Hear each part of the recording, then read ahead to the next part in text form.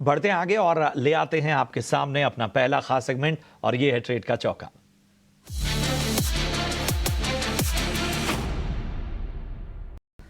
सबसे पहले अंशुल जी, आपका मैं रुख करूंगा। बताइए, आज ट्रेडिंग के लिहाज से मौके आप शुरुआती दौर में कहां देख रहे हैं? बुलिश हूं तो दोनों बाई के कॉल्स दूंगा, और सेलेक्ट मिड कैप काउंटर्स में बहुत बेहतरीन मूव बनता हुआ दिख रहा है। उसमें से एक है आइनॉक्स ग्रीन।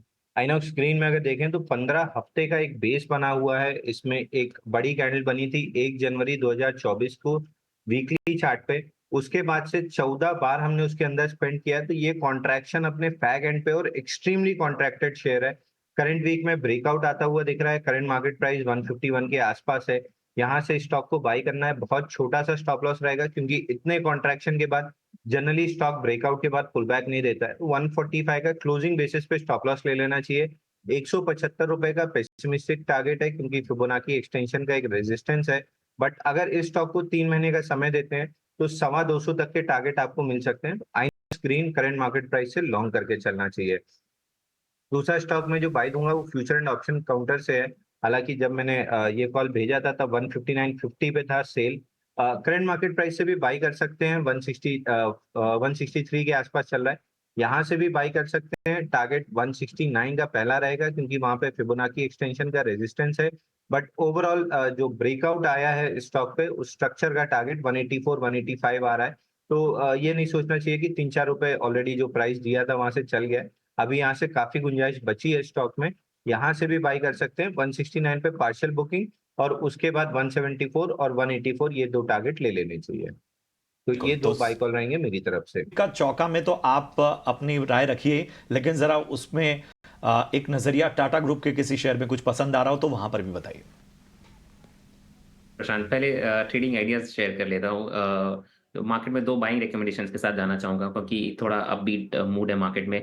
पहला मेटल स्टॉक ही रहेगा, क्योंकि मेटल स्पेस बहुत ज़्यादा बजिंग है और अच्छा लग रहा है। हिंडाल्को करंट लेवल्स पे भी खरीदारी के लिए सलाह देख सकते हैं। 690 के लक्ष्य के लिए फ्रेश ब्रेकआउट है इसमें, एक ट्रेंड लाइन से, कंसोलिडेशन से, और बहुत अच्छे वॉल्यूम्स पे ब्रेकआउट है प्रशांत। तो मुझे लग रहा है फॉलो थ्रू बाइंग आनी चाहिए। हिंडाल्को पे करंट लेवल्स पे खरीदारी की सलाह रहेगी। स्टॉप लॉस 600 का लगाना है, और टारगेट यहाँ पे 690 का रहेगा। स्टॉक रेलवे का है, इरकॉन। अगेन काफी टाइम बाद रेलवे स्टॉक्स में थोड़ा एक बाइंग मोमेंटम दिख रहा है। तो इरकॉन इंटरनेशनल एक अच्छे कंसोलिडेशन के बाद एक अच्छा ब्रेकआउट आता हुआ दिख रहा है यहाँ पे। तो करंट लेवल्स पे खरीदारी करनी चाहिए। 270 का यहाँ पे लक्ष्य रहेगा, 215 का यहाँ पे हमको स्टॉप लॉस लगाना है। अब हम बात कर लेते हैं टाटा ग्रुप कंपनीज की। तो प्रशांत, बहुत सारी कंपनीज लिस्टेड है और बहुत सारे सेक्टर्स को केटर करती है। अगर हम टाटा ग्रुप कंपनीज में स्पेसिफिक कुछ बात करें तो इसमें पावर सेक्टर्स में से टाटा पावर डेफिनेटली बहुत अच्छा लगता है, स्टैंड आउट करता है। तो मुझे लग रहा है टाटा पावर एक ऐसी कंपनी रहेगी जिसमें डेफिनेटली अगर निवेशकों को देखना चाहिए तो करंट लेवल से भी खरीदारी कर सकते हैं, ऐड ऑन कर सकते हैं यहाँ पे पोजीशन। और ऊपर में लक्ष्य यहाँ पे आपका 475 का आता है, और नीचे में 400 का अच्छा सपोर्ट है। तो टाटा पावर पहला स्टॉक रहेगा जिसमें नजरिया बुलिश है। टाटा इन्वेस्टमेंट की अगर हम बात कर ले तो वो एक होल्डिंग कंपनी अगेन है, और जिसमें बहुत ज्यादा वॉलिटिलिटी हो रही है प्रशांत। तो गिवन द फैक्ट कि जिस हिसाब से उसमें स्टॉक मूवमेंट हो रहा है, मैं टाटा इन्वेस्टमेंट को अवॉइड करना चाहूंगा। लगातार उसमें हमने लोअर सर्किट्स लगते हुए देखा था, और उसके बाद अभी कंसोलिडेशन आ रहा है उसमें। और कंसोलिडेशन के बाद ट्रेंड अभी भी अनसर्टेन है। उस लिहाज से टाटा इन्वेस्टमेंट जो एक प्रॉक्सी प्ले था वो चल रहा है, लेकिन अवॉइड करना चाहूंगा, वही क्लियर ट्रेंड नहीं है वहाँ पे। अब अगर हम टीसीएस की बात कर ले तो डेफिनेटली आईटी स्पेस में वो एक बहुत बड़ी दिग्गज कंपनी लिस्टेड है टाटा की, और उसमें एक अच्छा करेक्शन आने के बाद कंसोलिडेशन चल रहा है। तो एंड गिवन कि आईटी काफी करेक्ट हो गया, यहाँ से एक अच्छा मोमेंटम पिकअप हो सकता है, रिस्क टू रिवॉर्ड फेवरेबल है। टीसीएस एक ऐसा स्टॉक रहेगा जो रडार पे रहना चाहिए निवेश के हिसाब से। डेफिनेटली करंट लेवल्स पे देख सकते हैं। नीचे स्टॉप लॉस लगाना है आपको 3700 का, 3750, 3700 बहुत अच्छा सपोर्ट है।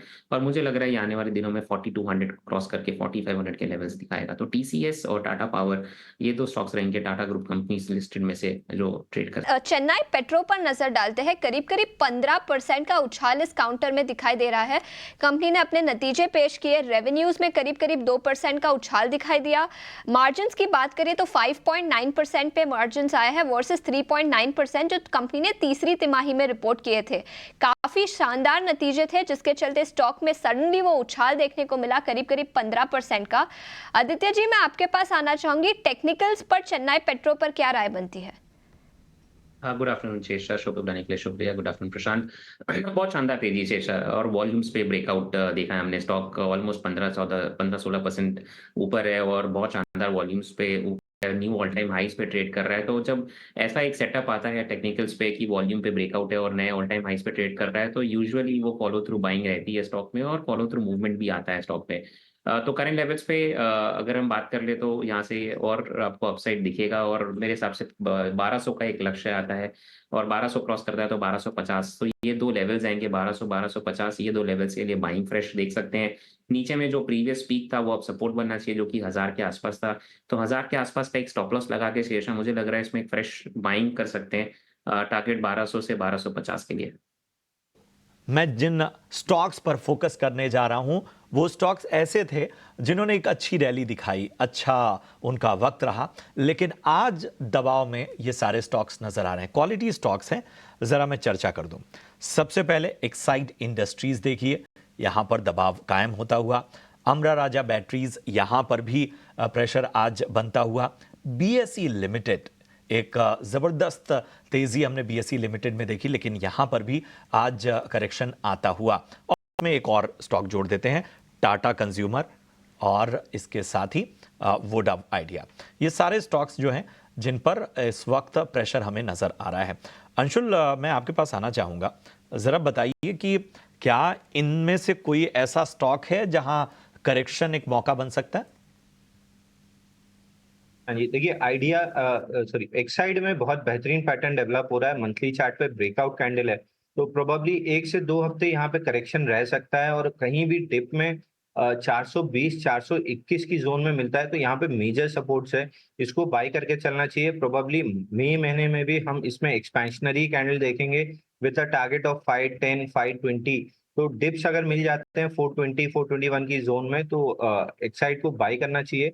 वहां पे स्टॉप लॉस 410 रुपए के आसपास का बनेगा और टारगेट 510 का, तो 10-12 रुपए की रिस्क रहेगी और ऊपर में 70 से 80 रुपए प्रॉफिट बनने की संभावना रहेगी। दूसरा स्टॉक आपने बीएससी डिस्कस किया। बीएससी में देखिए यहाँ पे आपको करंट मार्केट प्राइस से बाई कर लेना चाहिए और अगर कोई डिप मिल जाती है 2976 तक तो पोजीशंस को ऐड करना चाहिए क्योंकि 5 महीने का बेस ब्रेकआउट है और ऑलमोस्ट ओपन लो के साथ मंथ स्टार्ट हुआ है, तो मंथ तो हम हाई पे क्लोज करेंगे और प्रोबेबली मई के महीने में भी यहाँ पे कंटिन्यूएशन ऑफ अपमूव मिलेगा।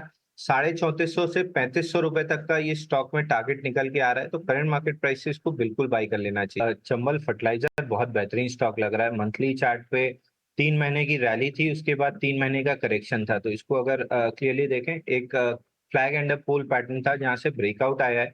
तो इस स्टॉक में जो स्विंग हाई के आसपास रिजेक्शन बना था 457 60 की रेंज में, ये इमीडिएट टारगेट बनता है, तो यहाँ इस स्टॉक को करंट मार्केट प्राइस से बाय कर लेना चाहिए। स्टॉप लॉस इसमें 390 का आएगा और टारगेट 460 के अराउंड आएगा।